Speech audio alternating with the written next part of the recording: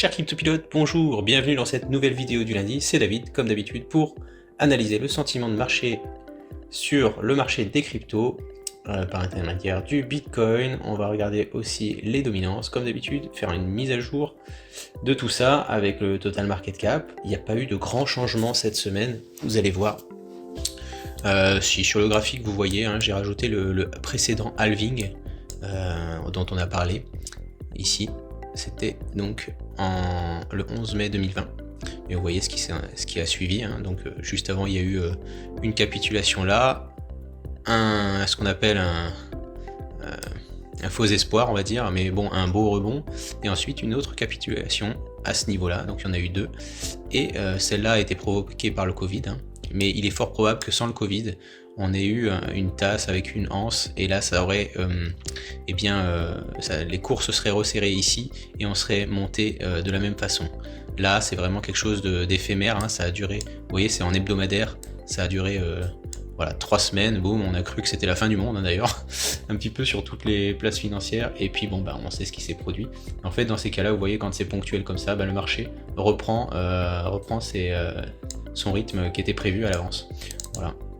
Bref, ça c'était pour la petite histoire, donc j'ai rajouté le halving, et donc vous voyez ici il y a le prochain halving. Alors je sais pas si ce sera le 8 avril ou le 1er ou le 20, mais en tous les cas ça sera dans ces eaux-là. Ça dépendra de la puissance de calcul des ordinateurs pour miner le Bitcoin jusqu'au prochain halving, puisque vous savez que ça marche avec un certain nombre de blocs qui sont minés.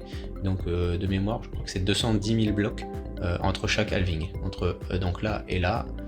Les 210 000 blocs de Bitcoin minés, et ensuite ça sera le prochain halving, c'est-à-dire que la difficulté de minage du Bitcoin sera 2 fois plus difficile. Voilà, donc ça c'est pour la petite histoire du halving, et entre ces deux bornes là, nous avons un bull run suivi d'un éclatement de bulle et un bear market qui durera peut-être jusque fin décembre 2023, mais en attendant on va essayer de trouver des signaux pour profiter des rebonds. Alors là concrètement, on n'a pas fait une semaine extraordinaire, on a stabilisé ici. Je vais le mettre en daily. Hop. Voilà, bon, j'ai dessiné, alors je vais regarder ça tout à l'heure, je vais descendre en time frame, je vais vous descendre ça en 4 heures pour voir ça. On est dans une sorte de biseau ascendant, et en 4 heures, vous voyez, on a cassé fortement. C'était ce matin, il me semble, ouais c'est ça, ou durant la nuit. Donc là, généralement ce genre de figure dans un marché baissier casse quasiment tout le temps par le bas, et là nous sommes dans un retest, vous voyez, en 4 heures on est dans un retest du breakout, breakdown quoi, breakout vers le bas.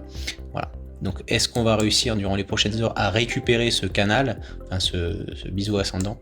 Ça m'étonnerait. Voilà, c'est pas dans les tuyaux, on va dire, on n'est pas dans une bonne période. Donc généralement ce qui se passe, c'est que les traders tradent ce petit rebond et puis vendent ensuite l'endroit où ça a fait le breakout. Voilà. Bref, donc pas terrible. Je vais repasser en daily, mais on est toujours, vous voyez, je crois que je crois pas, j'en suis sûr, lors de la dernière vidéo, j'avais prévu que le Bitcoin retravaille cette zone-là des 17 300, 17 500. Ça a été fait 1, 2, 3, on est presque sur un épaule, tête, épaule. Donc là, voilà, on suit vraiment le rythme vers le bas, et ensuite on verra ce que va nous donner le Bitcoin, mais ça sent pas très très bon pour l'instant, mais le marché peut me donner tort, il n'y a pas de raison. Enfin,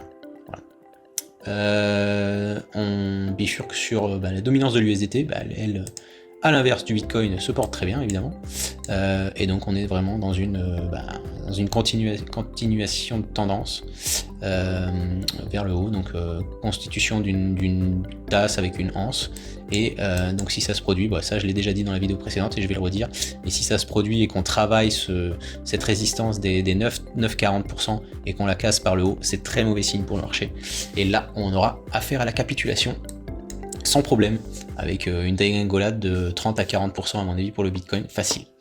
Voilà pour la dominance de l'USDT, donc là, attention, danger pour le marché des cryptos. En ce qui concerne la dominance du Bitcoin, voilà, elle continue à monter, vraiment en période un petit peu de peur sur le marché.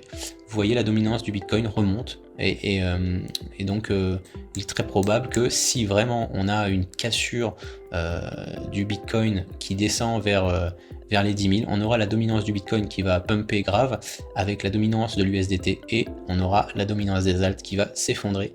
Voilà ce qui se passe quand il y a une capitulation. Hop, ici. Et donc on voit bien que les derniers jours, on est venu là, on a eu un espoir lorsque le Bitcoin est allé autour des 17 500. Mais voilà, tout de suite, le marché a rabattu un petit peu les espoirs. Et donc on continue à descendre. Donc là on est allé tester 10,58.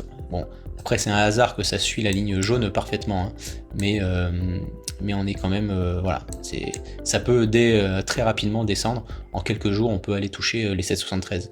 On a vu, enfin j'ai vu des moments comme ça où lors des précédentes éclatements de bulles on a des décharges qui peuvent arriver en moins d'une journée. C'est phénoménal, et là on verra vraiment que c'est la capitulation lorsqu'il y a vraiment une panique. Pour l'instant pas de panique, donc pas de capitulation. On va regarder le total market cap. Tac. Donc on était repassé au-dessus des 800 milliards. Là on se balade un petit peu, mais autour des 800 milliards. Bon, donc là vraiment c'est cette zone là à ne pas casser, les 750 milliards. Voilà, ne pas clôturer en dessous de ces zones là en semaine, en hebdomadaire, hein. Je l'ai remis en hebdomadaire là, mais c'est vraiment important pour le marché des cryptos. Et tout ça s'imbrique, hein, les uns dans les autres. Vous voyez, c'est très, très lié, hein, c'est normal, hein. L'USDT va à l'inverse de la valeur du total market cap, de la dominance de l'USDT. Et puis ensuite, la dominance du Bitcoin et la dominance des alts, eh bien, ça varie en fonction du sentiment de marché qui actuellement est pas bon. Du coup, les alts ramassent vraiment. Voilà, faut se méfier, pas être trop en alt en ce moment. Même si bon, lorsque le rebond va arriver, les alts vont sûrement récupérer de façon importante. Mais encore faut-il acheter au bon moment. Voilà pour le total market cap. Et puis pour cette semaine, c'est tout.